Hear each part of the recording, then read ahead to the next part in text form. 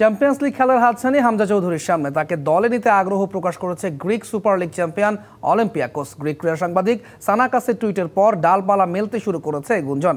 শেফিল্ডের সাথে লোনের মেয়াদ শেষে নিজ ক্লাব লেস্টার সিটিতে যোগ দিতে ইংল্যান্ডে গেছেন হামজা চৌধুরী।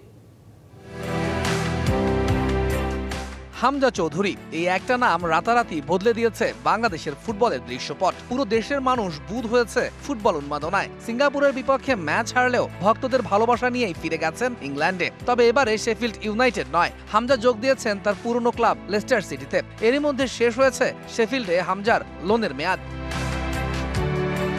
লেস্টার সিটির সাথে হামজার চুক্তি বাকি 2 বছরের। তবে এরই মধ্যে গুঞ্জন উঠেছে হামজাকে কিনতে আগ্রহ প্রকাশ করেছে গ্রিক সুপার লিগের চ্যাম্পিয়ন অলিম্পিয়াকোস, যারা কিনা খেলবে আসছে চ্যাম্পিয়ন্স লিগে। গ্রিক ক্রীড়া সাংবাদিক ইয়র্গোস সানাকাসের টুইটের পর ডালপালা মেলতে শুরু করেছে এই গুঞ্জন।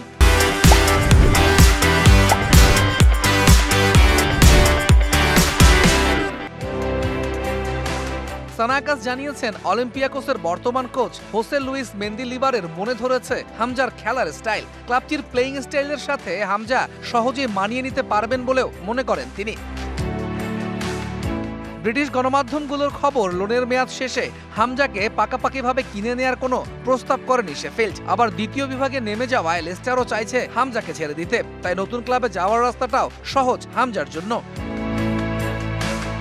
লোনের মেয়াদে শেফিল্ড হামজাকে পারিশ্রমিক দিত সপ্তাহে 57,82,000 টাকা। লেস্টারে তার আয় অর্ধেকেরও কম। সে হিসেবেও হামজা লেস্টারে থেকে যাওয়ার সম্ভাবনা কম।